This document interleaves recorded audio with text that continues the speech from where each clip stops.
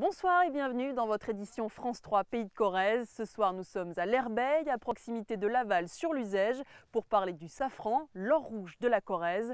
Nous irons à la rencontre de safraniers en formation, tout de suite après l'actualité. De retour à la Paradisière, cette safranerie de Xintry. Ici, chaque année, 300 grammes de safran sont produits et des sessions de formation sont organisées pour apprendre à découvrir cette épice dans un vrai coin de paradis.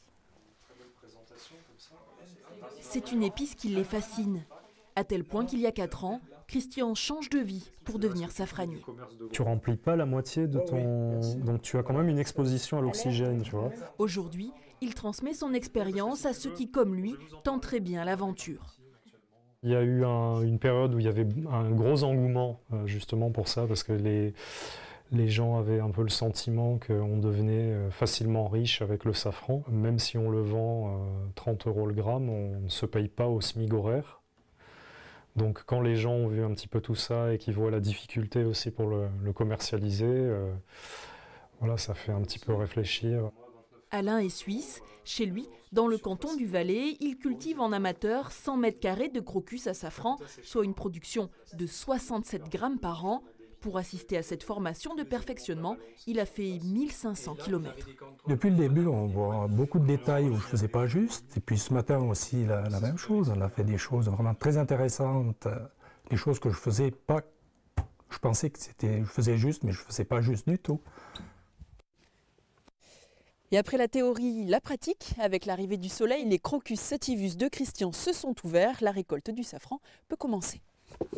Derrière la maison, 2 parcelles de ce fameux crocus, ces fleurs fragiles qui ne fleurissent qu'une seule journée et qui doivent être ramassées dès leur ouverture. Au niveau de la base de la corolle, vous avez la structure de la tige qui est cassante. Il suffit de l'incliner pour que ça se casse comme du verre. Ce que vous allez récolter, c'est uniquement la partie rouge au sommet. Donc ça, on le jette. Et ça, c'est ce qui va devenir le safran après séchage et transformation. Il faut, pour faire 1 gramme, compter 3 heures de travail, toutes tâches confondues, à peu près 200 fleurs. Un métier minutieux, plus orfèvre qu'agriculteur, pour produire cet or rouge qui se commercialise autour de 30 € le gramme. Qu'est-ce qui vous a plu à tous les deux dans le safran, dans l'idée de devenir safranier à votre tour? C'est la rareté du produit déjà, le mythe qu'il y a autour de ce produit. L'idée c'est de commencer petit et puis on verra sur une petite parcelle. Je pense que ça peut faire un bon complément de revenu dans un premier temps. Voilà, c'est ce qu'on espère. Et après à l'issue peut-être une reconversion.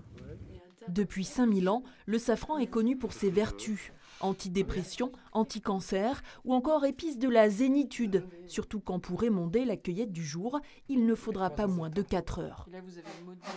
Une fois sec, le goût floral, doux amer et long en bouche du safran fait merveille. Vous pouvez l'utiliser dans les boissons, dans les plats salés, dans les plats sucrés, dans les pâtisseries. C'est sans fin. La France ne produit qu'à peine 100 kg de safran par an, moins d'1 kilo issu de notre département. L'épice corrézienne est donc extrêmement rare. C'est la fin de cette édition, merci de l'avoir suivi et à bientôt sur France 3.